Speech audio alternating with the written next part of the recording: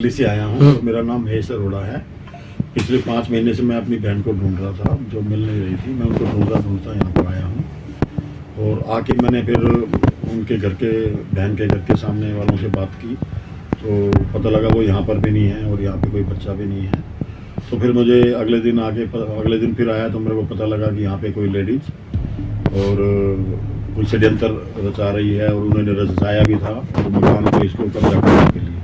लेकिन वहाँ के जागरूक और बहादुर पड़ोसियों ने, जिनको मैं सैल्यूट करना चाहता हूँ, उन्होंने बीच में आके और इनको बचाने की कोशिश की। और सबसे बड़ी बात यह है उनका जो षड्यंत्र सर कामयाब नहीं हुआ तो उन्होंने एक ऐसे नामी गिरामी आदमियों पे, रेपुटेटेड आदमियों पे जो आरोप लगाए बिल्कुल अनगढ़ है।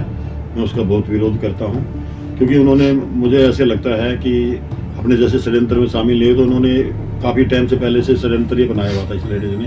क्योंकि वो हमारे घर के, उसके पास वो जो लड़की है ना, उसके वो डॉक्यूमेंट्स भी हैं, जैसे वो आधार कार्ड वगैरह है, तो उसको उसने बिल्कुल ही उसका माइंड वॉश करके और ये सारे गलत आरोप लगाए। किसी भी कीमत पे पड़ोसी का ऐसा नहीं है कि उनकी कोई उनकी मंशा किसी को इस पे कोई गलत हो या इसको कब्जा करने चाहते हो।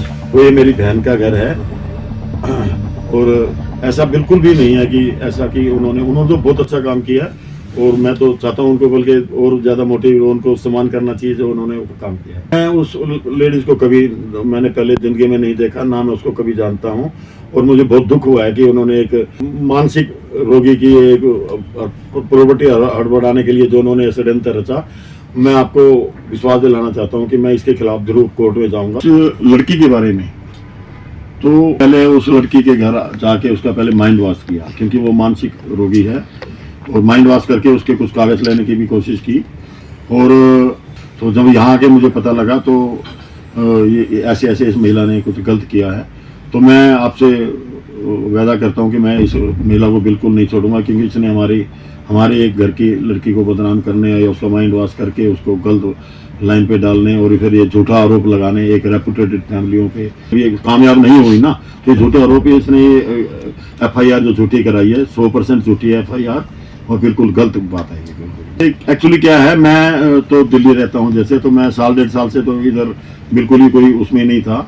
तो मैं तो अपनी बहन को ढूंढते यहाँ पे आया था। समय से ही उसका वो माइंड वॉश करने में लगी हुई थी और तभी घर के वो उसके अभी पता लगा कि उसके कोई वो आधार कार्ड की कॉपी है या कुछ और भी कागज भी लेने में वो कामयाब हो गए। लेकिन इससे कुछ नहीं होता, ना ही मेरे परिवार की वो कोई दूर की कोई रिश्तेदार है, ना ही जानकार है, सब झूठ बोलती है।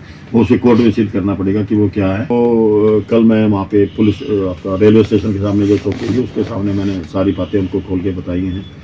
तो पुलिस भी मैं उसको सैल्यूट करता हूँ, पुलिस को भी। उसने मेरे साथ अच्छा व्यवहार किया और उसने कहा आप चिंता मत करो, हम आपके साथ हैं और ऐसा कुछ नहीं है।